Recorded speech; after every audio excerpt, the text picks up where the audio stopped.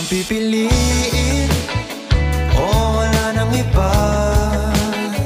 Ikaw ang panalangin na makasama hanggang sa pagtanda. At lagi kong uulitin, ipapalala sa'yo